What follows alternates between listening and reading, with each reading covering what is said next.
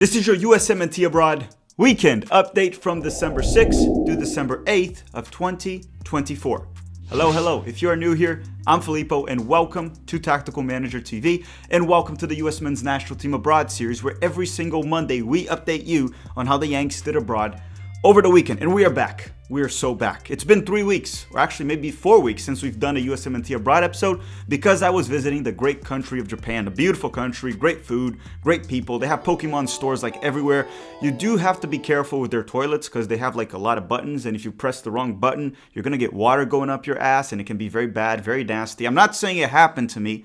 I'm just giving you a heads up so it doesn't happen to you. But again, I'm not saying that happened to me. But it's a great country. I highly recommend anyone that wants to visit. And they even have their very own Mount Everest, but theirs is bigger and better. All right, but enough of Japan. Let's talk about the US Men's National Team players in Europe. Make sure to drop a like. Help us hit 1,000 likes in this video. And if you are wondering, why do we have a USMNT jersey right here that was signed by a bunch of players that I shall not name right now? Well, we're going to be doing a special Christmas giveaway later this month, obviously like closer to Christmas, and it will be mainly on X and Instagram, so follow us actually on Instagram, because it's more likely to be there. Our Instagram is just Tactical Manager TV, so make sure you follow us there so you don't miss out on this giveaway. We will be announcing it everywhere, but you just want to be safe, right? Okay, thank you very much, and let's start the episode.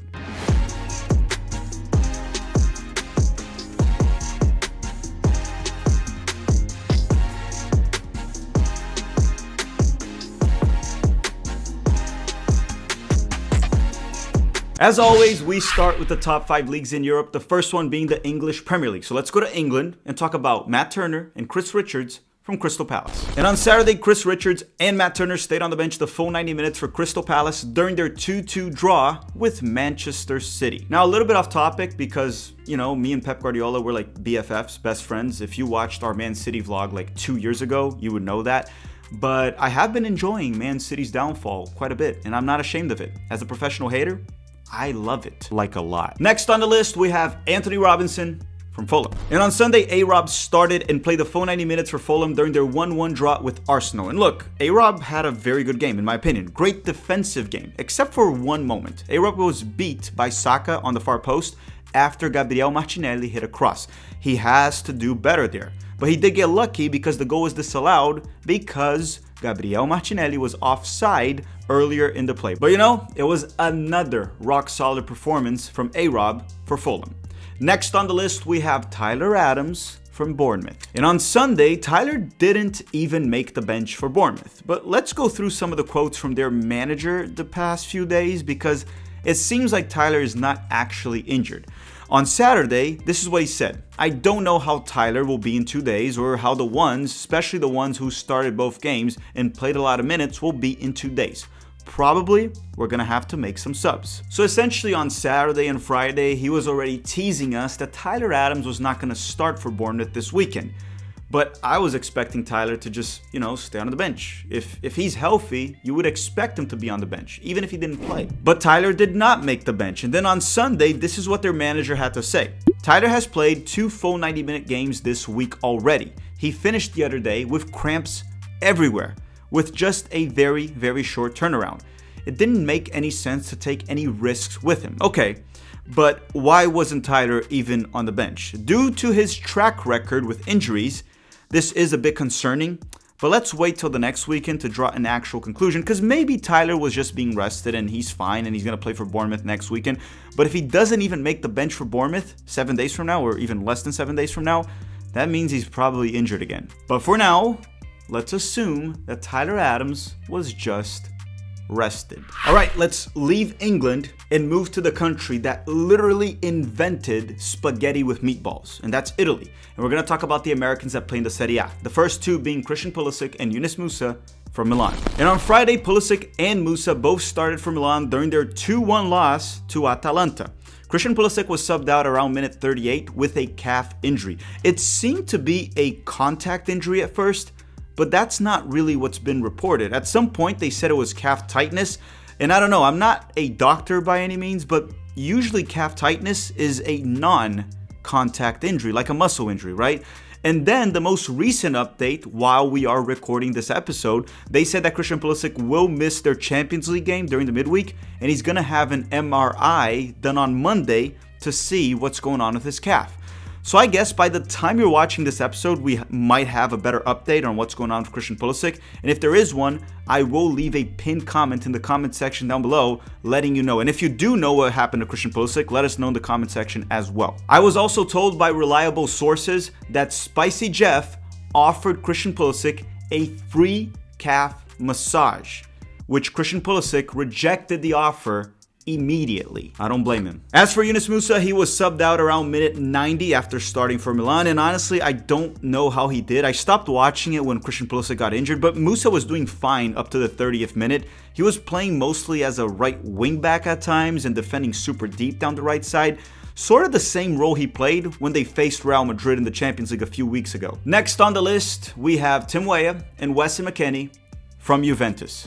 And on Saturday, Tim Weah started and played 80 minutes for Juve during their 2-2 draw with Bologna. Wes McKennie was still not available due to injury. It's unclear when exactly he's going to be back. There were reports saying that he's been having physical difficulties, whatever that means, because I don't know, usually my grandma has physical difficulties. Maybe he's just dealing with like some muscle discomfort and should be back sooner rather than later. And listen, just a heads up, we've had the Tyler Adams report, which hopefully it's not an injury. We had Christian Pulisic, now we had Wes McKennie. I just want to let you know that throughout this episode, there are going to be multiple injury updates. Like Injured FC is back. The US Men's National Team players, most of them are injured, unfortunately. I'm sorry that I have to deliver the bad news, but just don't shoot the messenger. It's not my fault. Or is it? Next up, we have Gianluca Busio from Venezia. And on Sunday, Busio started and played 84 minutes for Venezia during their 2-2 draw with Como. It'll take a miracle for Venezia to escape relegation this season. Okay, now before we continue, we're going to have a quick word from our sponsor, Sorare. And by the way, if you have any issues getting the $50 credit using our link, email us on tacticalmanagertv@gmail.com so we can directly reach out to Sorare and, solve that for you. All right, make sure to drop a like right now in the video, and we will be back shortly. Do you collect sports cards? Do you play fantasy sports? Yes, no, maybe? If you said yes to any of that, I got something for you. And if you said no, you might still want to stick around. Tactical Manager TV is partnering up with Sorare with a special offer. The link will be in the description. In Sorare, you can collect your own virtual cards of your favorite players. And then you may be asking, why would I want to collect virtual cards? Well, you can line them up on 5-a-side games every single week. And if your players perform in real life, you can win actual money, signed jerseys, game tickets, or even more cards to improve your own club. And you can also get unique experiences like a friend of the channel, Fiago, that got to meet Zinedine Zidane. You know what's also cool? They also have the NBA and Major League Baseball. I'm mainly gonna just stick to soccer, but you do you. What I really like about Sorare before we even partnered with them is that they're unlike other fantasy games where you have to pay per play. In Sorare, you pay to get the players you want permanently as cards. And then you can play multiple times using those same cards, at least until the player retires, win rewards if your players perform in real life. You can also buy undervalued player cards for cheap, then hold, use them in the future when they improve or develop, and then you can even sell that card when its value goes up for better ones. Or just keep the money yourself. If you sign up with the link in the description of this video, you will get $50 in credit to buy your first cards. Again, the link will be in the description. Use that link to make sure you get the special offer. Play with responsibility. All right, enjoy. Okay, we are back, and now we're going to go to Germany and talk about the Americans that play in the Bundesliga. The first two being Gio Reyna from Borussia Dortmund and Joe Scally that plays for the other Borussia. And on Saturday, Gio Reyna started off the bench and was subbed in the 78th minute for Borussia Dortmund during their 1-1 draw with Borussia Mönchengladbach. As for Joe Scally, he started for Gladbach as a right back and played the full 90 minutes. Now, Cole Campbell, the 18-year-old American winger, he was back with Dortmund's B team, so he didn't even make the bench for Borussia Dortmund, and there's nothing to worry here. This was totally expected once Dortmund got a few players back from injury. Now let's talk about Gio Reyna, because he's clearly healthy, which is good, and Dortmund did send him in during an important portion of the game. I mean, it was 1-1 at the time that he was subbed in with like 15 minutes to go, which means they definitely believe that Gio Reyna can hang in the Bundesliga and help them get results. And I'll say this, Gio did in fact look rusty at times, which is fine, which is expected, but even so, he should have had an assist if his teammate could finish, and he showed flashes of talent once again. But I sound like a broken record at this point. The question is never whether or not he is good enough, it's can he stay healthy and consistently perform for his club. And I will say this once again, I still firmly believe that Gio Reyna should leave Borussia Dortmund this January. Will it happen? I don't know. But this Friday, we will release a video on which club I would like to see Gio Reyna head to. Actually, I'm going to go through 3 clubs, and I'll be doing my own research to make it, realistic. I don't want to just put random clubs out there or do the Landon Donovan, which is telling Gio Reyna to go to MLS. Why does Landon love telling our best players to go to MLS? Did he learn nothing from telling Pulisic that he should go to the Galaxy instead of Milan? The next American in the Bundesliga would have been Kevin Paredes from Wolfsburg, but this dude is still injured. He's not expected to be back till January. So let's skip Kevin Paredes and talk about Leonard Maloney from Heidenheim. And on Saturday, Leonard Maloney started and played the full 90 minutes for Heidenheim during their 4-2 loss to Bayern. Maloney is actually expected to leave Heidenheim this January transfer window. Time to leave Germany and go to Spain. Let's talk about the Americans in La Liga. The first one being Luca de la Torre from Celta Vigo. And on Friday, Luca de la Torre started off the bench and was subbed in the 87th minute for Celta during their 2-0 win over Mallorca. It was a big win, and I'm happy to see Luca de la Torre slowly get back from injury. I still think he should seek a move in January. Next up would have been Johnny Cardoso from Real Betis, but he is still playing for Injured FC. Yes, he is injured. He is expected to be back in December, but he is another injury update for this episode. And you may be wondering, maybe Johnny's the last one. No. There are more. There's actually plenty of injuries that I still haven't reported on, believe it or not. Okay, now if you haven't already, make sure to drop a like in this video. It helps us a lot, and I thank you very much for that. Let's go to France and talk about the Americans that play in Ligue 1. The first one being Floating Balogun from Monaco and Mark McKenzie from Toulouse, because Monaco and Toulouse clashed over the weekend. And on Saturday, and here comes another injury, Balogun was not available for Monaco. It seems like he re-injured his shoulder in practice. Yes, in practice. Allen Iverson would not have been happy. The only good news here is that based on what the coach said, he should be back sooner rather than later, hopefully next weekend. Now, Mark McKenzie actually started for Toulouse against Monaco, and they lost 2-0. He did play the full 90 minutes. Next up, we have Caleb Wiley, the young left back that plays for Strasbourg. And we got another injury report. On Sunday, Caleb Wiley was not available because he has hemorrhoids and he will require surgery, and that will keep him out for 8 to 10 weeks. I'm joking. He doesn't have hemorrhoids, but he will require surgery. He will in fact be out for 8 weeks. The only part that I was lying was about the hemorrhoids. He actually got shoulder injury, and there's even a chance that Chelsea might even terminate his loan with Strasbourg because he will be out probably for like 2 to 3 months. The part about canceling or terminating his loan has not been confirmed yet, but yes, he did or he will have surgery and he will be out for like 2 to 3 months. Next up is Tanner Tessman from Lyon. And on Saturday, Tessman started off the bench and was subbed in the 82nd minute for Lyon during their 3-0 win over Angers. In the build-up of the game, Tanner Tessman was essentially playing in possession as a center back, dropping super deep to help progress the ball forward, which means my Tanner Tessman center back agenda is working and it will become a reality.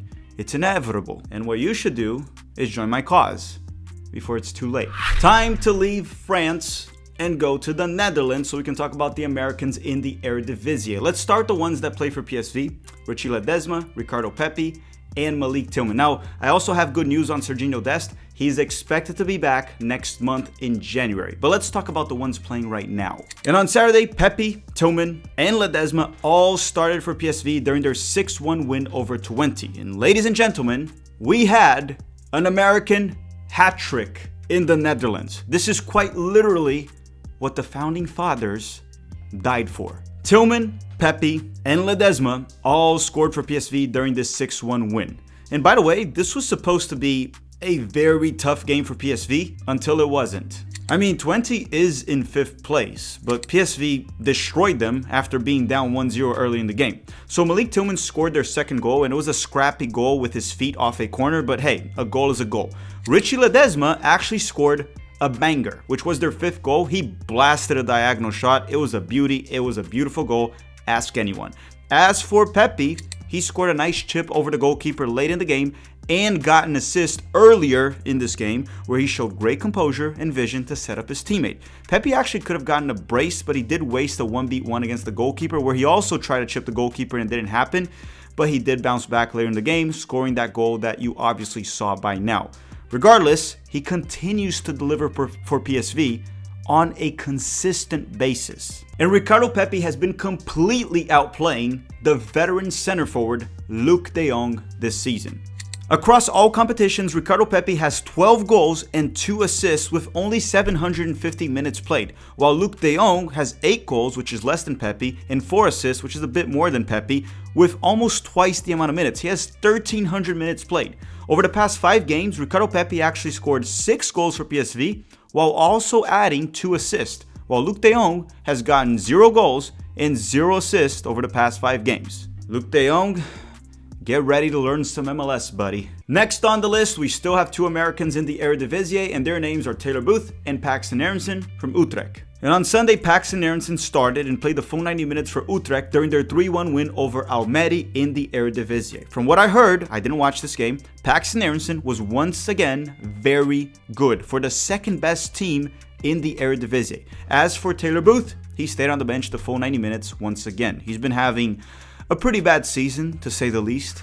Now we're gonna go back to England and talk about the Americans that play in the 2nd division of England, the EFL Championship. The first one would have been Josh Sargent from Norwich, but again, he's another player that's injured. He had groin surgery, I believe, like 4 to 6 weeks ago, something like that, and he's not expected to be back till January of 2025. So we're gonna skip Josh Sargent and talk about a player that almost never is injured. I honestly don't remember when this guy has ever gotten injured. I remember him getting sick or getting COVID or something, and that is Brenden Aaronson. This guy is indestructible. So let's talk about Brenden. And on Saturday, Aaronson started and played 68 minutes for Leeds during their 2-0 win over Derby County. I actually watched Aaronson. It was very early on Saturday, but I still woke up for it, and he was actually good. He wasn't really efficient with his chances. He probably should have scored a goal, but honestly, and I'm very critical of Brenden Aaronson, I thought he had a very good game for Leeds. I truly do. Next up is Haji Wright from Coventry. And we have another injury update. Haji Wright is still not available due to that nasty ankle injury he had a few weeks ago before the US men's national team camp. It looked bad, and it has kept him out for roughly 3 weeks already, and we still don't know when he will be back for Coventry. Okay, last but not least in England, we have Aidan Morris for Middlesbrough. And on Friday, Aidan Morris was not available for Middlesbrough due to a knee injury. He is not expected to be back till January of 2025. Why are American players made out of glass? And in case you care, Luka Koleosho actually played against Middlesbrough. He dropped a stinker, so he is American. I mean, he doesn't play for the US men's national team. He wants to play for England apparently, but not England, sorry, for Italy, but he played, in case you care. Still in the United Kingdom, we have 2 Americans that play in Scotland, and they are Cameron Carter-Vickers and Austin Trusty for Celtic. And on Saturday, Trusty started and played the full 90 minutes for Celtic during their 3-0 win over Hibernian in Scotland. As for Carter-Vickers, he stayed on the bench the full 90 minutes. Now keep in mind, he has been starting for them regularly. He is a starter. They probably were just resting him. Or, you know, he has another toe problem. This dude has toe problems. He might even have an extra toe. Who knows? All right, everyone. Thank you very much for watching. Don't forget to drop a like before you go. And don't forget, this week we do have the US Men's National Team Abroad midweek update on Thursday and a Gio Reyna video on Friday. I want to thank you all very much for watching. Don't forget to follow us on Instagram, Tactical Manager TV, because we will have information on this giveaway for Christmas. I want to thank you all very much for watching, and have a great day.